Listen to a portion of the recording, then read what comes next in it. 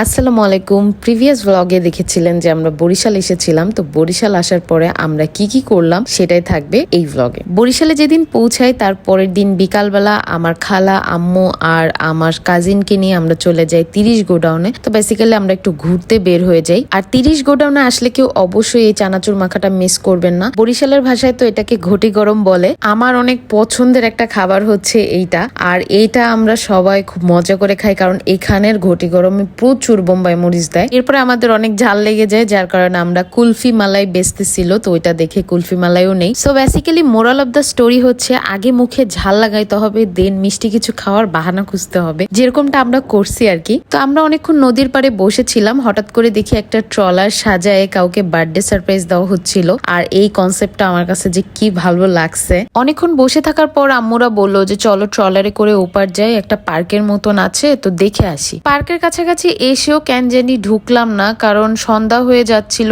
তো আমরাই মানা করলাম যে না, এখন ঢুকলে আসলে প্রপারলি ঘুরতেও পারবো না, সো দরকার নাই, নদীর মধ্যে আমরা ট্রলার দিয়ে ঘুরতেছি, এটাই খুব ভালো লাগতেছিল। এরপরে ট্রলার থেকে নেমে দেখি গরম গরম সিঙ্গারা বানাচ্ছে, তো আমরাও নিয়ে নিলাম 1 প্লেট সিঙ্গারা। আর বরিশালের সিঙ্গারার স্পেশালিটি কি সেটা হচ্ছে বোম্বাই মরিচের মিনি সিঙ্গারা হয় এখানে। এখানে কিন্তু সিঙ্গারার অনেক দোকান আছে, বাট প্রত্যেকটা দোকানই চলতেছে, কারণ আমাদের এদিকে এই সিঙ্গারাগুলো সবাই অনেক পছন্দ করে। স্পেশালি যারা একবার খাইছে তারা তো ফ্যান হয়ে গেছে এই সিঙ্গারার। এরপর আমরা শশী মিষ্টান্ন ভান্ডারে আসি, আর এখান থেকে মিষ্টি কিনে দেন বাসায় চলে যাই। তো এই ক্লিপটা ছিল এর পরের দিনে, যেদিন আমার জামাই আমাদের বাসায় আসে, মানে ও বরিশালে আসে বেসিক্যালি আমাকে নিয়ে যেতেই। ও বরিশালে 2 দিন থাকবে, দেন হচ্ছে ও আমাকে নিয়ে তারপরে ঢাকায় যাবে। ও যখনই বরিশালে আসুক না কেন ও বাসায় একদমই থাকে না। এবারও এসে আম্মুদের বলতেছিল যে চলেন আম্মু আপনাদের নিয়ে ঘুরে আসি। আর আমার মা খালারও মাশাল্লাহ ঘুরতে অনেক বেশি পছন্দ করে। এমনিতে তো নাচুই না বুড়ি, তারপর যদি আবার পায় ঢোলের বাড়ি তাহলে তো কোনো কথাই নেই। তো যাই হোক, আমরা আবার সবাই মিলে চলে আসি 30 গোডাউনে,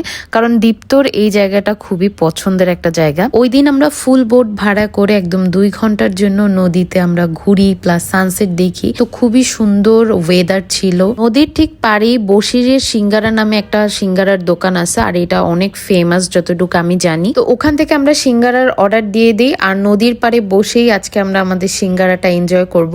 দীপ্ত বেসিক্যালি 30 গোডাউনে আসতেই চাই এই সিঙ্গারাটা খাওয়ার জন্য। ও সব সময় বলে যে বরিশালে গেলে আমি 30 গোডাউনের এই সিঙ্গারা না খেয়ে যাবো না। তো যাই হোক, এরপর আমরা চা খেয়ে উঠে পড়ি, আর যেহেতু আমাদের রাত হয়ে গেছিল তো বাইরেই হচ্ছে আমরা ডিনারটা করি। বরিশালে আসলে আসলে ঘোরাফেরার মধ্যেই সময়টা কেটে যায়, যার কারণে বাসায় ওরকম ভাবে টাইম স্পেন্ড করা খুব কমই হয়। তো এই ফুটেজটা ছিল তার পরের দিনের বিকাল বেলার। এই ব্লগটা একটু জগা খিচুড়ি টাইপ ব্লগ হচ্ছে, কারণ 2-3 দিনের ভিডিও মিলায়ে তারপর আমি ব্লগটা করতেছি। আসলে অনেকদিন পর ফ্যামিলির সাথে গেট টুগেদার হয়েছিল, প্লাস যখন এনজয় করতে থাকি তখন আসলে কোনো কিছুর ফুটেজ নেওয়ার কথা মাথায়ও থাকে না। যাই হোক, এরপরে আমরা একটা পিজার অর্ডার দিয়ে গোলা ট্রাই করতে চলে আসি, আর এখানের গোলাগুলো এত জঘন্য ছিল, আমার কাজিনের এক্সপ্রেশনই বুঝতে পারতেছেন। তো যাই হোক, জঘন্য গোলা খাওয়ার পরে আমরা চলে আসি পিজার দোকানের ওখানে, আর ওখান থেকে আমরা ফ্রেঞ্চ ফ্রাইটা নেই। ফ্রেঞ্চ ফ্রাইটা কিন্তু ভালোই ছিল মোটামুটি। আর আজকে আমরা যেখানে আসছি সেটা হচ্ছে বেলস পার্কে। বেলস পার্কে এই প্রথমবার আমার এই পিজাটা ট্রাই করা। পিজাটা একটা ফুডকার্ট থেকে নেওয়া হয়েছিল, যেটার নাম ছিল